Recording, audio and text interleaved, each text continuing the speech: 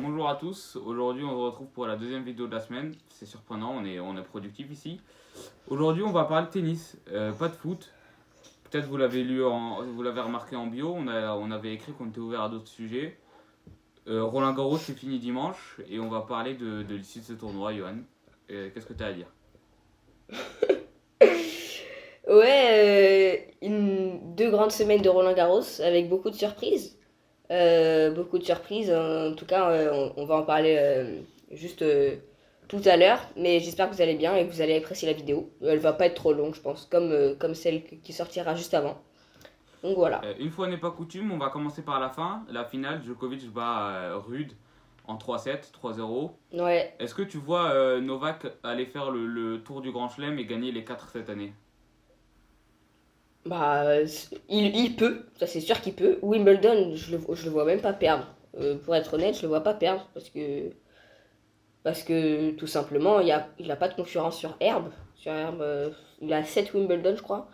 Je vois pas pourquoi ce serait pas son huitième et qu'il mettrait pas son 24e Grand Chelem. Novak, recordman du nombre de Grand Chelem en masculin. Il a égalé du coup Serena Williams chez les filles qui a aussi 23 Grand Chelem. Et il lui faut un de plus pour atteindre les 24 avec Margaret Court. Mais je suis sûr qu'il pourra taper au moins 25, voire 26, peut-être plus. Mais il est tellement bon physiquement, tellement fort mentalement. Il bat Alcaraz, donc le premier mondial. Du coup, maintenant, il passe premier mondial. Il bat Rude, il a bat Kachanov, il bat les meilleurs du monde. Nadal n'est plus là. Peut-être que Medvedev pourra lui. Medvedev et Alcaraz pourront lui causer du tort pour l'US Open. Mais en tout cas, pour Wimbledon, je suis je pense qu'il le remportera sans trop de soucis. Après, pour l'US Open, advienne que Ouais, pourra. c'est ce que je me disais en regardant Roland Garros cette année.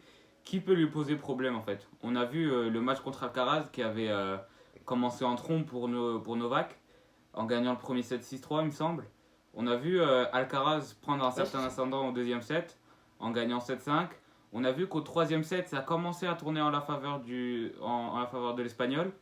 Mais les crampes sont arrivées et ça montre pas, c'est pas de la chance envers Djokovic en fait, c'est plus que c'est assez terrifiant qu'il ait un meilleur physique qu'un jeune de 20 ans quand même. Genre, C'est vrai. si Alcaraz, le futur du tennis, comme il l'a dit lui-même, Novak Djokovic, n'arrive pas à arrêter, qui va le faire? Ouais. Alcaraz qui avait les crampés pendant la demi.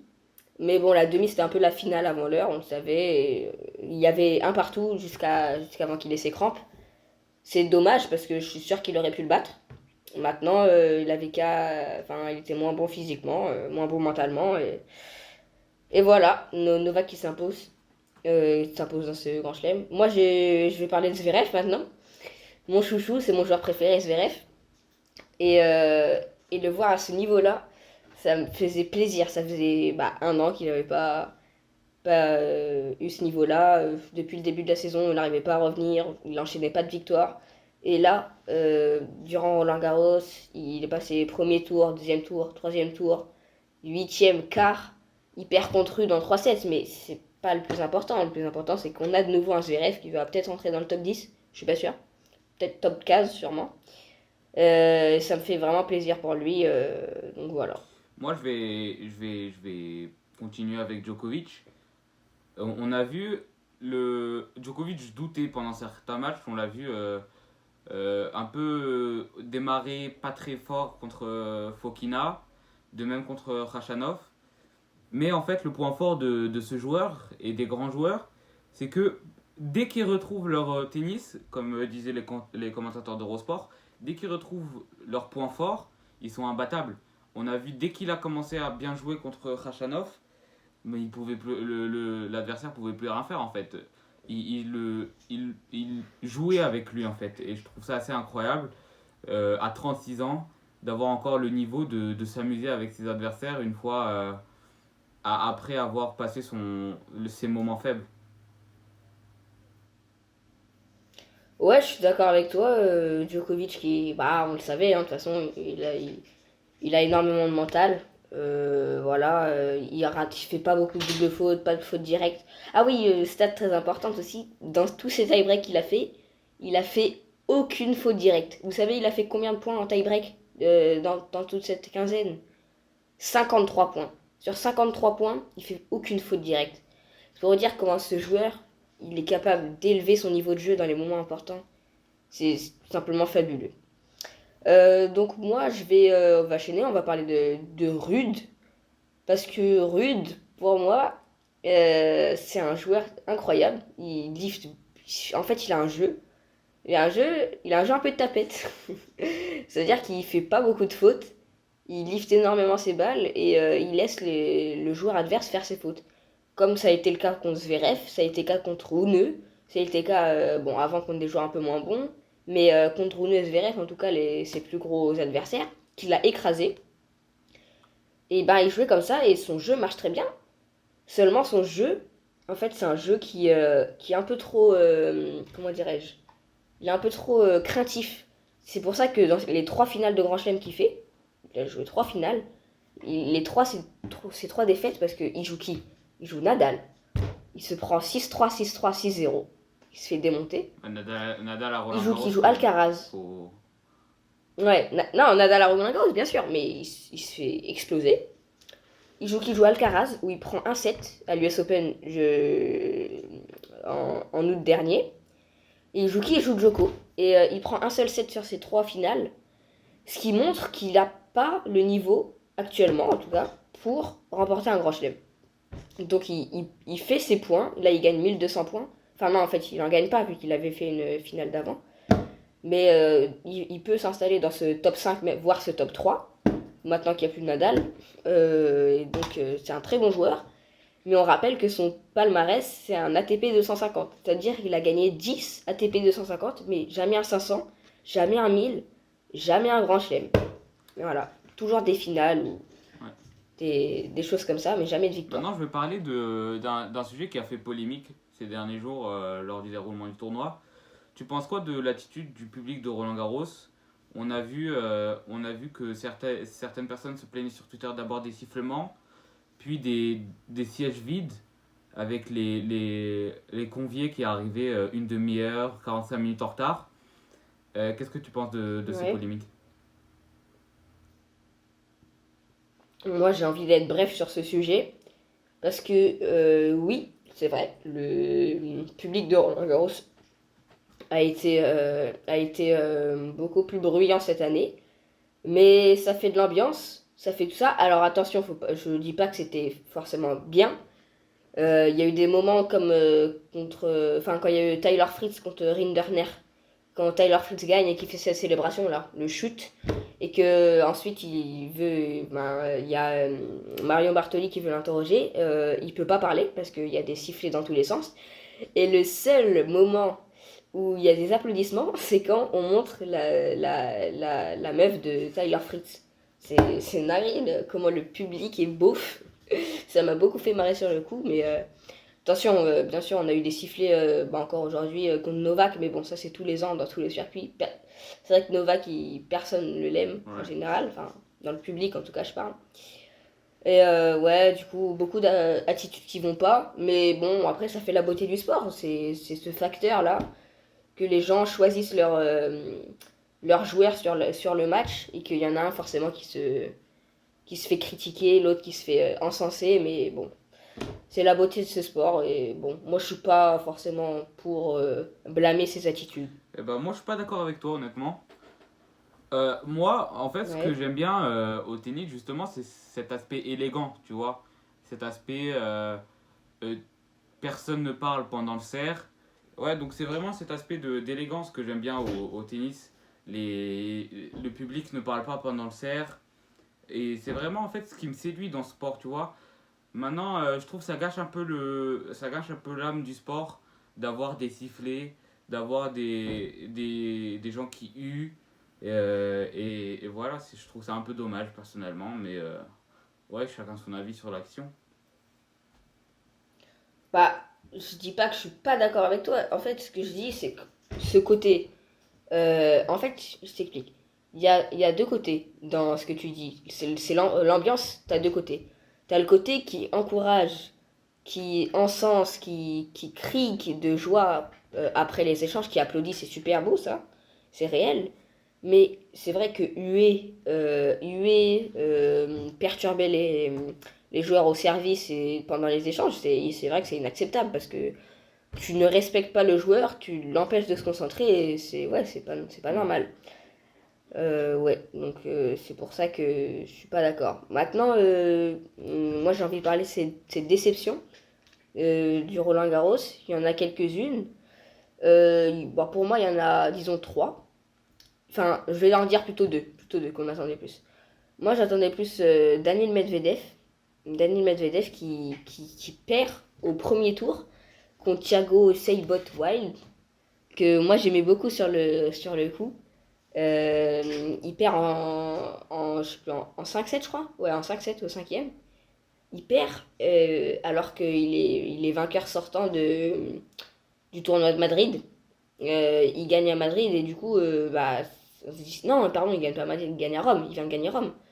Donc, il vient de gagner un Master 1000 sur Terre alors que tout le monde le pensait qu'il était nul sur Terre.